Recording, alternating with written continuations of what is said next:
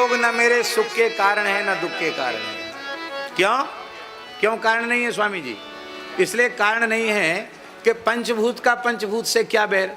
ये भी पांच भौतिक देह वाले, हम भी पांच भौतिक देह वाले, पंचभूतों से पंचभूतों का तो बैर है नहीं।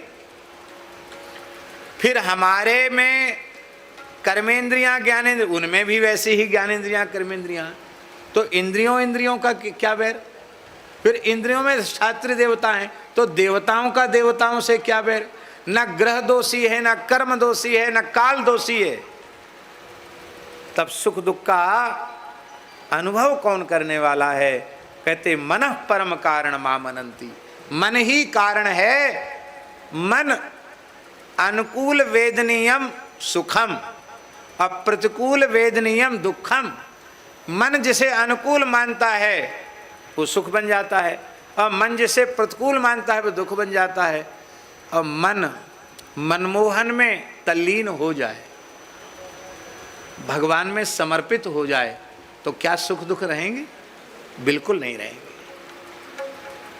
सदा प्रसन्नता, सदा आनंद, सदा प्रसन्नता। और ऐसे महापुरुषों को देखा गया है, दैहिक रूप से अस्वस्थ होने पर भी प्रसन्न। हमने ऐसे महापुरुषों को देखा। अब मृत्यु का क्षण है, अब उनसे पूछो, बहुत आनंद, बहुत आनंद, परमानंद, परमानंद। हमारे पूज्य गुरुदेव भक्तमाली जी इसी कक्ष में अंतिम लीला में एक महापुरुष आए दर्शन करने महाराज जी का, उपाध्याय जी, पंडित जी के साधक, गोरेदाऊ जी में रहते थे, बहुत अच्छे संत थे। तो हमने कहा महाराज जी, उपाध्याय जी आपका दर्शन करने आए हैं। तो महाराज जी ने नेत्र खोले, उपाध्याय जी ने पूछा, महाराज जी कैसे हैं? महाराज जी बोले, बहुत आनंद, बहुत आनंद, बहुत आनंद। इतना प्रसन्नता से मुखारविंद खिल गया उनका, बहुत आनंद, बहुत आनंद, परमानंद, परमानंद। थोड़ी देर बाद बोले, एक बात का कष्ट है। बोले कौन सी बात है? बोले इस नासवान शरीर के अस्वस्थता की बात सुनकर आप जैसे महात्मा अपना भजन साधन छोड़ के यहाँ तक आकर कष्ट कर रहे हैं, इसी बात का कष्ट है। बाकी बहुत आनंद, बहुत आनंद, बहुत आनंद। ये क्या है महाराज जी? ये भगवत धाम जाने से 24 घंटे पहले की बात है। ये बात, ये निवेदन हम इसलिए कह रहे हैं कि ये बात क्या है? ये बात ये है, मन तह जहाँ रघुवर वैदे ही।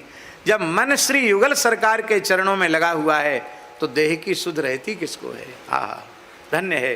तो इस प्रकार से जो है, न देवतात्मा, आत्मा भी कारण नहीं है, ग्रह भी कारण नहीं, कर्म भी कारण नहीं, काल भी कारण नहीं, मन ही कारण है। इसलिए मन को भगवान में लगा देना चाहिए। और एक बात और कह दें महाराज जी, वो बात ये है, आप सीधे सीधे भगवान में मन को न लगा सकते हो, तो जिनका मन 16 आना भगवान में लगा है, उन संत सद्गुरु में अपने मन को लगा दो, आपका श्रृंखला संबंध से मन भगवान में लग जाएगा। यही तो विशेषता हमारे यहाँ है। आप संत सद्गुरु का आश्रय ले लो तो आपकी वृत्ति अपने आप भगवान में लगने लग जाएगी। श्री सीताराम प्रतिदिन सत्संग एवं दर्शन के लिए श्री महाराज जी के ऑफिशियल चैनल को जरूर सब्सक्राइब करें।